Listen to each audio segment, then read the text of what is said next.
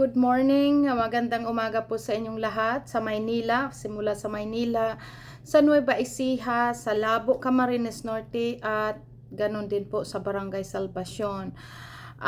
Ito pong mensahe ngayon sa atin ay nandito tayo ngayon sa Ephesians 6.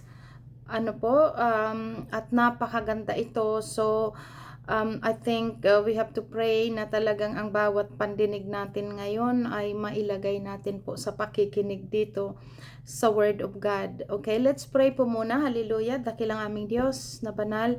Maraming salamat sa umagang ito, Ama, na Ikaw ang Diyos na laging nagpapaabot sa amin ng mga mensaheng ito na nagdudulot ito sa amin, na pagtuturo sa aming buhay kung papaano kami mamuhay ng nakalulugod sa iyo na sa lahat, at kung papaano kami mamuhay ng nararapat. Kaya salamat po sa mensaheng ito, at dinadalangin namin ang bawat tainga na magkaroon ng malinaw na pag-unawa. Salamat sa Banal na Espiritu na siyang magbubukas ng bawat isipan ng bawat taong nakikinig. Thank you, Father God. We praise you, Lord.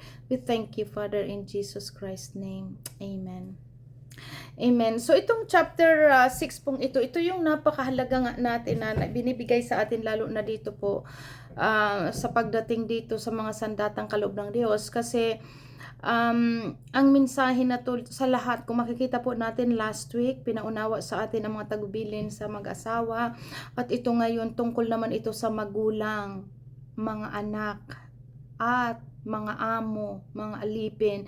Kasi napapansin po natin na talagang ang Diyos Ama, talagang gusto niya tayong makasunod, na mamuhay tayong nakalulugod sa Kanya. Kaya habang pinapakinggan po natin at sinusunod ang mga instruction na ito, totoo ito nga po ang nagtuturo sa atin na tayo mapabanal. So, chapter 6, at tingnan nyo po dyan sa inyong mga hawak na Bible, Chapter 6, sabi dito, tagubilin sa mga magulang at mga anak.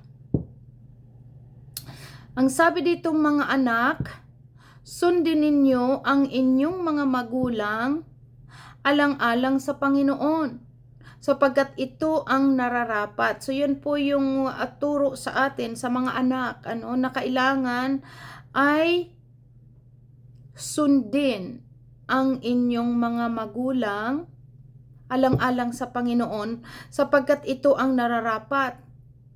Igalang mo ang iyong ama at ina. Ito ang unang utos na may kalakip na pangako. So, ito ang pinakaunang utos, sabi dyan, na may kalakip na promise. Na kapag sinunod ng anak ang utos nito na igalang mo ang iyong ama at ina, ito ang sabi po dito, alang-alang sa Panginoon, alang-alang sa Panginoon. Igalang mo ang iyong magulang, sabi diyan, sapagkat ito ang nararapat. That's the will of God. Ngayon sabi diyan, igalang mo ang iyong ama at ina. Ito ang unang utos, sabi diyan, unang utos na may kalakip na promise. So napakahalaga po ito dahil ang promise na nakadikit dito, so pag ang isang anak ay iginagalang at sinusunod ang kanyang magulang, may kalakip po itong utos, may kalakip itong promise, pangako. Ang pangako na sinasabi dito, verse 3, magiging maganda at mahaba ang iyong buhay sa lupa. Sa lupa. So, maganda ang buhay. Sabi dito, kapag sinusunod or susundin ng mga anak ang mga magulang, sabi diyan, magiging maganda at mahaba ang iyong buhay. So, at alam po natin na kapag sinabi ng Diyos, tinutupad niya ito. Hindi po tao ang nakikipag-usap sa atin, Instruction ito ng Diyos na kapag ang mga anak ay naging masunurin or ginagalang ang magulang, magiging maganda daw, maganda at mahaba ang inyong buhay. Magiging maganda at mahaba ang inyong buhay sa lupa. Verse 4, ito naman, sa mga magulang naman. Kasi tinuturuan tayo sa lahat ng aspeto ng ating buhay. Kung mapapansin natin kababasa lang natin doon sa chapter 5 ang mga tungkol sa mag-asawa. Kung papaano dapat. Ngayon itinuro na naman dito ang tungkol sa mga anak at sa mga magulang. Ngayon kung ang utos ng Diyos, ikaw na anak, kailangan mong sundin ang iyong magulang, ang ama at ina upang magkaroon ka ng magandang buhay at humaba ang iyong buhay sa lupa. Ito naman po ang bilin sa mga magulang. Mga magulang, huwag ninyong ibubuyo sa paghihimagsik laban sa inyo ang inyong mga anak. Sa halip, palakahin ninyo sila ayon sa disiplina at aral ng Panginoon. Iyan po ang nagkakaroon lagi ng problema. Kasi ang magulang na wala sa Panginoon talaga po, lagi niyan ang pagdidisiplina ay nagkukos na kumbaga para maibuyo sa paghihimagsik. Ibig sabihin, rebelde. Maraming mga magulang na ang disiplina ay hindi disiplina na gamit ang aral mula sa Diyos. Pero ang bilin dito po sa mga magulang, disiplinahin ninyo or palakihin ninyo ang inyong mga anak na disiplina, na may disiplina ng aral ng Panginoon, which is the Word of God. Kaya dito po natin nakita na ang mga disiplina ng mga magulang na wala nanggagaling sa Panginoon, yan po ang nagkukos lagi na ang mga anak or mga bata lumalaking naghihimagsik. Kasi ang pagdidisiplina, pinapaunawa ito sa atin na kailangan ito'y may kasamang pagmamahal. Huwag nating ibubuyo ang ating mga anak sa mga pagdidisiplina na hindi nararapat. At ito nga ang sabi dito, kailangan din malinaw dito, ang magulang dapat talaga alam ang patungkol sa Panginoon para madisiplina niya ang kanyang anak ng nasa ayos.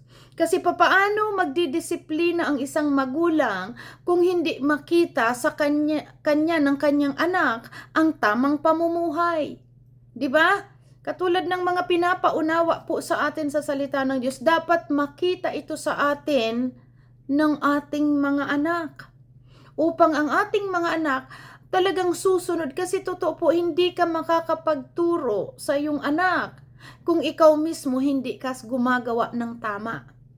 Kaya dyan, pinauna ang mga anak, sundin ninyo ang inyong mga magulang alang-alang sa Panginoon, sapagkat ito ang nararapat. Igalang mo ang iyong ama at ina. Ito ang unang pangako, napakahalaga po ito.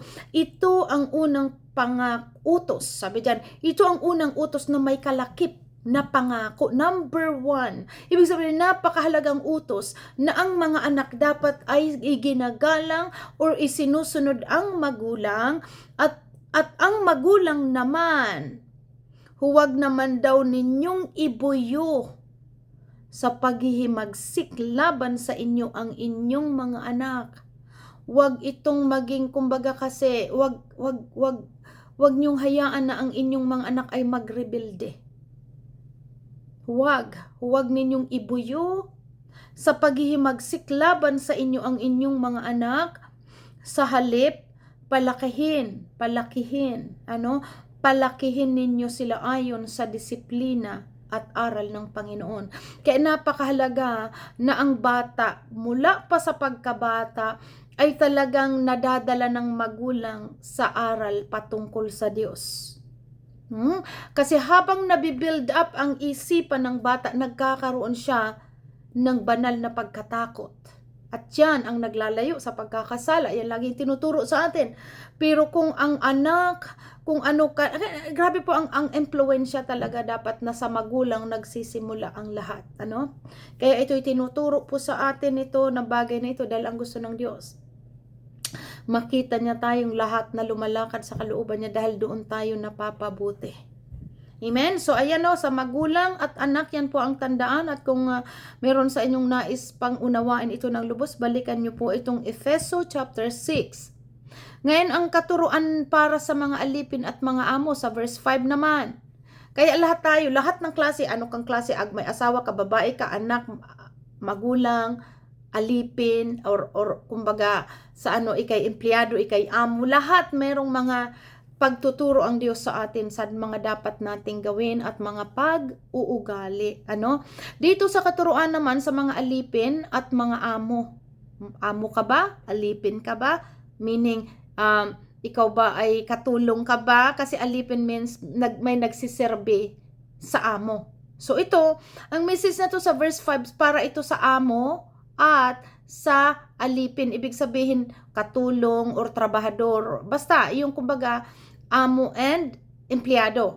Sabi dito, mga alipin. So para ito sa mga alipin. Ibig sabihin, trabahador na may amo. Sabi dyan, mga alipin, sundin ninyo ang inyong mga amo dito sa lupa ng may buong katapatan, takot at paggalang, na parang si Kristo ang siya ninyong pinaglilingkuran. Gawin ninyo iyan may nakakakita man o wala, hindi upang mapuri ng mga tao, kundi dahil kayo'y mga lingkod ni Kristo at buong pusong sumusunod sa kalooban ng Diyos. Maglingkod kayo ng masaya ang kalooban na parang sa Panginoon kayo naglilingkod at hindi sa tao, sapagkat alam ninyong gagantimpalaan ng Panginoon ang bawat mabuting gawa ninuman, maging siya man ay alipin o malaya. So iyan po kasi itong verse na ito, para ito sa mga alipin, meaning empleyado ka. Ang sabi po dito, hallelujah, sabi po dito, magtrabaho kayo ng maayos, may nakakakita man o wala. Kasi ang sabi dito, maglingkod daw tayo ng may katapatan. Sino ang may amo dito? Sino ang mga nagtatrabaho dito na empleyado? Ito ang bilin, ito ang mensahe po sa inyo, mga nasa under kang boss, ang amo, kumbaga. Magtrabaho daw ng may katapatan, takot at paggalang, na parang si Kristo ang inyong pinaglilingkuran. Kasi kapag ang iniisip ng empleyado na ginagawa niya sa Diyos ang kanyang ginagawa, hindi siya magmumurmuring sa kanyang amo, igagalang niya ito, hindi siya magdadaya. Diba? Kasi ang turo dito, gawin ninyo iyan, may nakakakita man o wala, hindi upang mapuri ng tao, kundi dahil kayo'y mga lingkod ni Kristo at buong pusong sumusunod sa kalooban ng Diyos. Kasi marami pong empleyado na kapag wala ang amo, doon sila nandaraya ng oras, nandaraya ng ginagawa, pero kapag nandyan naman ang amo, nagpapakitang gilas. Nagpapakitang ang sipag-sipag, na lahat na lang pagkikita para magsipsip sa amo, ginagawa. Pero ang bilin sa atin bilang mga Kristiyano, gawin natin itong mga trabaho natin na maayos, maging tapat at paggalang, na parang kay Kristo kayo naglilingkod at hindi sa tao, dahil itong Diyos na ating Ama na nakakakita ng ating motibo at ng ating puso, na ginagawa natin yun para sa Kanya, siya ang nagre-reward ayon sa ating ginagawa. Naintindihan po natin yan. Ginagantimpalaan ng Diyos ang ayon sa Kanyang ginagawa. Kaya kung nagiging faithful ang amo, ang trabahador, na wala man ang amo may nakakakita o sa wala may nakakakita man o mero o wala, nagtratrabaho siya ng ayos kasi ipinapalagay niya sa kanyang puso na ang trabaho niyang iyon ay ginagawa niya sa Diyos. Kaya itong Diyos na itong nakakasuri ng puso ng empleyado, walang imposible na itouch niya ang puso ng kanyang boss. Kaya dyan minsan nakakaranas ang mga na napupromote ka, natataasan ang iyong sahod, kasi once na ang Diyos ang nalugod sa atin, kaya niyang hipuin ang isipan ng mga boss. Yan yung tinuturo sa atin, maging masipag ka sa iyong trabaho. Pag gawin mo ito ng may katapatan at paggalang, pagrespeto, na parang kay Kristo ka naglilingkod. Okay? Kasi kapag ang isip natin, ano man ang ating gawin, ay gawin natin ito para sa Diyos, magiging faithful ka, magiging masipag ka, magiging magalak ka sa iyong ginagawa. Kaya kayo, kung sino man dito, ang mga nagtatrabaho na may mga amo, gawin ninyong matapat ang inyong paglilingkod sa inyong mga amo na parang sa Diyos kayo naglilingkod at hindi sa tao. At hanggang nagiging faithful kayo at nagiging masunurin sa iyong amo at nagiging masipag at nandyan ang katapatan, ang Diyos na nakakasuri ng puso ninyo, siya ang magbibigay ng gantimpala. Katulad ng sabi dito sa verse 8. Okay, verse 7. Maglingkod kayo ng masaya ang kalooban na parang sa Panginoon kayo naglilingkod. Hindi yung ang amo na andyan pagtalikod ng amo kung ano-ano ang sinasabi laban sa amo. Tingnan nyo po hindi ganyan ang dapat.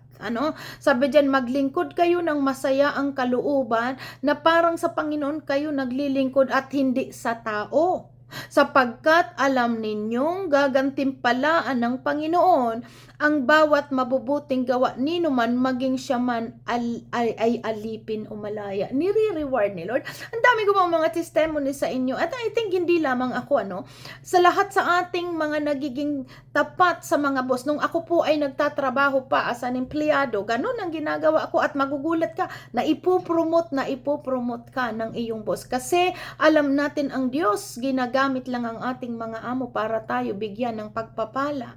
Diba? So maging masunurin kayong mga, kung sino man ang empleyado ditong nakikinig, gawin ninyo ng matapat, ng buong puso ang pagtatrabaho ninyo sa inyong mga amo. May katapatan, takot at paggalang na parang kay Kristo kayo nagtatrabaho. Okay? At si Lord ang ma-reward sa inyo. Ngayon, yan ang sa mga empleyado. Ngayon dito naman sa mga amo. Kung sino man sa inyo dito ang may amo, ito naman po ay para sa inyo. Sabi dito, mga amo, maging mabait kayo sa inyong alipin, huwag silang pagbabantaan. Huwag ninyong kalilimutan na kayo'y parihong alipin ng iisang Panginoon na nasa langit at pantay ang kanyang pagtingin sa inyo. Kasi ang mga amo minsan palibhas sa amo at alam na sila ang boss, minsan masyado po silang mata. Katulad ng sabi dito, maging mabait kayo, kasi may mga amo palibhas sila amo babantaan na kapag hindi ka sumunod ididispat sa kita, wala kang trabaho, wala kang ganyan. Kaya yung mga tao din naman na talagang kumbaga tinitik advantage ng mga boss o mga amo yung kahinaan at kakulangan ng mga empleyado. Kaya dito naandoon yung kanilang pagbabanta. Sabi diyan na andoon yung babantaan na masisisanti or anything kapag hindi sinunod ang gusto nila. Ang sabi po dito, huwag ninyong kalilimutan mga amo, kayong mga amo, huwag ninyong kalilimutan na kayo rin ay parihong alipin ng iisang Panginoon. Ibig sabihin, tayong lahat amo ka man at ang may katulong ka man, pero iisa ang ating Panginoon na nasa langit. Walang nakakalamang sa atin. Okay? Wag tingnan ang kalalagayan ng kung boss ka man, dahil ikaw man din ay may Panginoon, katulad ng sinasabi dito, at pantay ang kanyang paningin sa inyo. So, sa paningin ng Diyos, itong amo at itong alipin or empleyado or boss, pantay lang ang paningin ng Diyos sa atin, sa inyo. Sabi nga dyan, pantay ang paningin sa inyo ng Panginoon. Kaya hindi ka pwedeng magmalaki sa iyong alipin na babantaan mo siya or anything, dahil pareho lang kayo sa paningin ng Diyos. Kaya tinuturuan tayo na ang mga amo maging mabait din kayo sa inyong mga alipin at huwag silang pagbabantaan. Ayan, okay? Ang sunod po, napakaganda kasi lahat-lahat tayo may kanya-kanya tayong buhay, but merong laging verse na binibigay ang mensahe. Mayroong mensahe ang Diyos sa atin para sa ating lahat upang kapag nagagawa natin ito, dito napapaayos ang ating buhay at dito tayo nabibless ng Panginoon. Ang sunod, ang mga sandatang kaloob ng Diyos. So ito na po ang sinasabi ko na tayo merong weapon dito sa mundo na panlaban sa mga nagliliyab na palaso ng dyablo. Hindi natin nakikita ang kaaway because ang laban napakalinaw dito. Ang kaaway ang si Satanas at kaya nga may Holy Spirit and may bad spirit. Kaya dito natin nakikita may masamang tao, may mabuting tao. It's because of the spirit na itong dalawa na umiiral sa sanlibutan, ang espiritu ng kaaway na umiiral sa sanlibutan ang pumapasok sa kaisipan ng tao, kaya ang tao nagiging masama. Kaya tinuturuan tayo, be filled by the Holy Spirit, dahil ang Holy Spirit at ang espiritu ng kaaway magkalaban ito. So kapag filled tayo ng Holy Spirit, hindi nakakapasok sa atin ang gawain ng kasamaan. So which is ito ang sabi dito, mga sandata na kaloob ng Diyos. Malinaw kapag sandata meaning may kalaban. Ang kalaban na tinutukoy po dito sa salita ng Diyos, hindi ang tao, hindi yung kapitbahay mo, hindi yung kakilala mo ang kalaban mo, kundi yung espiritong pumasok doon sa taong iyon na masama, kaya ang tao'y nagiging masama. So pakinggan po natin ito ang mga sandatang kaloob ng Diyos. Bilang pagwawakas, magpakatibay kayo sa kalakasang galing sa Panginoon at sa kanyang dakilang kapangyarihan. So dito pa lamang po sa verse na ito, pinapaunawa sa atin na ang kalakasan natin ay hindi nagmumula sa ating sarili, kundi ito'y kalakasang nagmumula sa Diyos. Kaya sabi diyan, magpakatibay kayo sa kalakasang galing sa Panginoon. Kaya kailangan lagi tayong naka-abide sa Word of God, dahil pinaunawa sa atin, wala tayong magagawa kapag hiwalay tayo sa salita ng Diyos. Dahil dito sa mundo, samot-sari ang mga temptation, samot-sari ang magkukos sa atin para magkasala. Pero habang naka-abide tayo sa Word of God, tinuturuan tayo ng Diyos kung paanong sumunod sa Kanya, dahil naiintindihan natin sa anumang pagsuway natin sa Diyos, nagkukos ito sa atin ng consequence. Di ba? Nagiging pariwara ang ating mga buhay, nagdudulot ito ng miserabling buhay. Kaya tinuturuan tayo ng Diyos, manatili kayo sa aking salita, dahil ang instruction ng Diyos sa atin nag-aayos ng ating buhay. Habang nandito tayo sa mundong ibabaw, tinuturuan tayo ng Panginoon na magkaroon tayo ng kagaanan sa ating pamumuhay.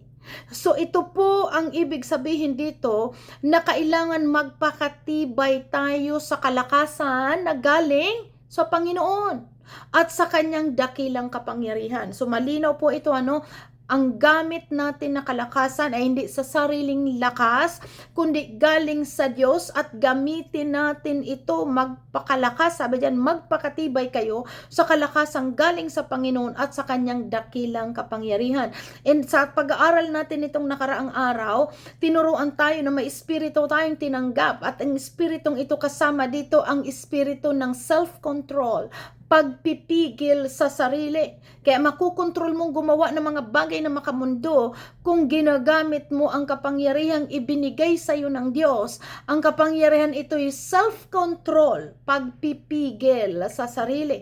Okay? Verse 11, isuot ninyo ang buong kasuotang pangdigma na kaloob ng Diyos upang mapaglabanan ninyo ang mga pakana ng dyablo. Tandaan po uli natin ito, ang kaaway natin dito sa mundong ibabaw ay hindi ang tao, kundi ang demonyo, ang espiritu ng demonyo na pumapasok sa isipan ng tao, kaya ang tao'y nagiging masama.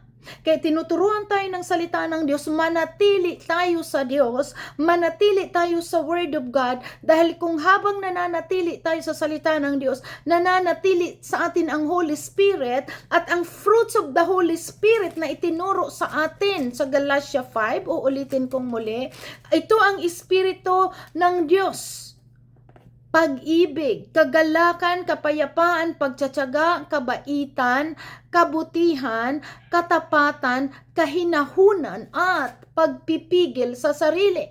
So ito yung fruits of the Holy Spirit na kapag nasa atin ang fruits na ito po, hindi nakakaubra ang gawaing kasamaan. Kaya ito ang sabi po dito sa 11, isuot ninyo ang buong kasuotang pandigma na kaloob ng Diyos. That's the fruits of the Holy Spirit, kaloob ng Diyos upang mapaglabanan ninyo ang mga pakana ng dyablo. Sapagkat hindi tayo nakikipag-away laban sa mga tao, kundi sa mga pinuno, sa mga makapangyarihan, sa mga tagapamahala ng kadiliman na umiiral sa sanlibutan ito, sa hukbong espiritual ng kasamaan sa himpapawid. Yan ang naglinaw sa atin na ang tao dito sa mundo, bakit may kakilala tayong masama?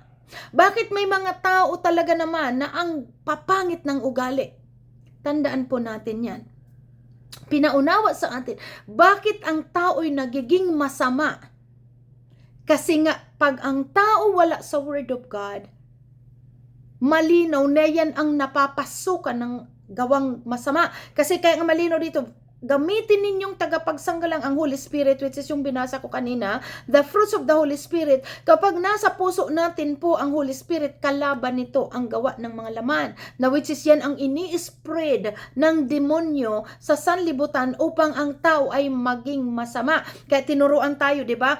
Mahalin ninyo ang inyong kaaway. Naintindihan po natin, kasi ang kaaway, hindi ang tao, kundi yung mga espiritu, kaya sila nagiging masama dahil wala sila sa Panginoon, napapasukan sila ng mga espiritong itong umiiral, mga hukbong espiritual ng kasamaan sa himpapawid.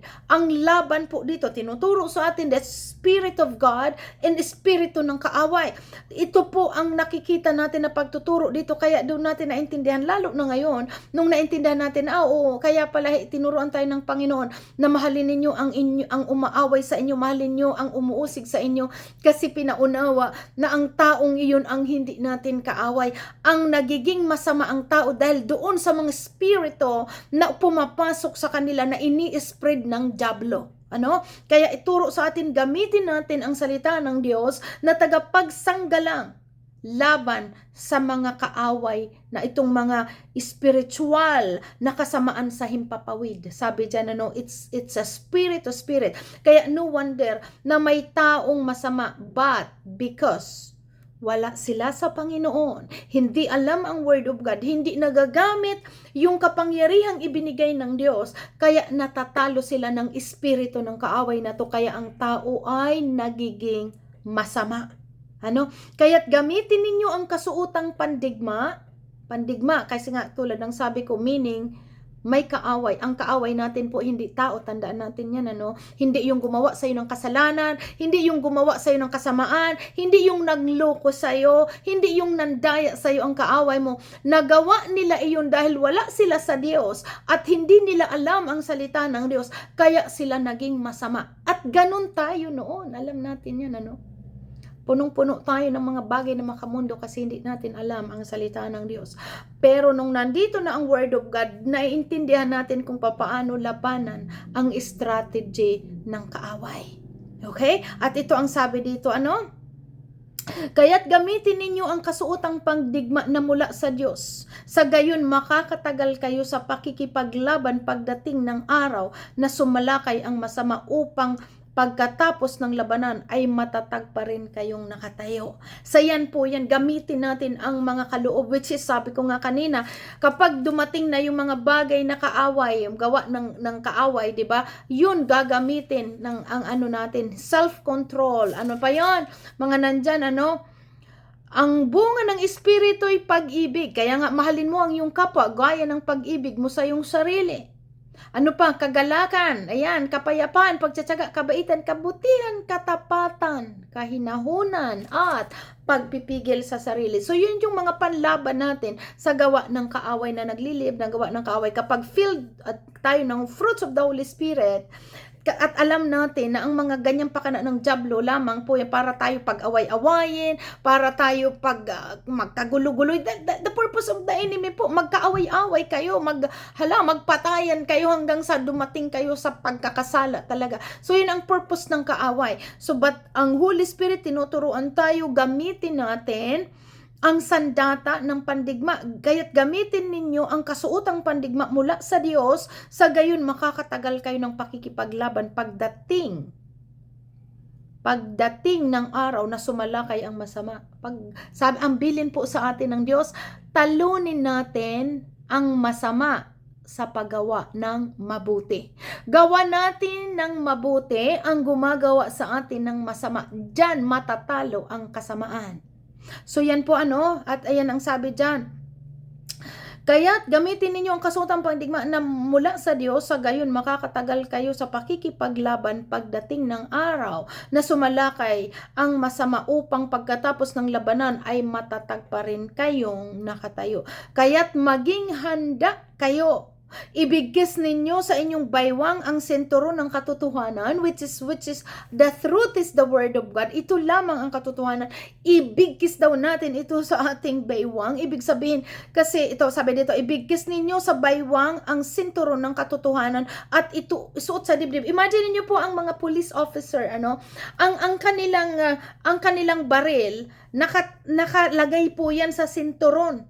Kaya katulad ng sinasabi dito, ibigkis sa inyong baywang ang sinturo ng katotohanan, which is the word of God. Kung sa literal na buhay, ang mga panlaban ng mga militar o mga kapulisan sa kaaway ay baril. Sa atin, ang gamit natin sa espiritu ng kaaway, ng demonyo na umiiral sa sanlibutan, gamit natin ang word of God. Kaya katulad ng pagpapaunawa dito, ibigkis sa inyong baywang ang sinturo ng katotohanan, which is the word of God, at isuot sa dibdib ang baluti ng katuwiran. Makita niyo po ang police officer or mga military.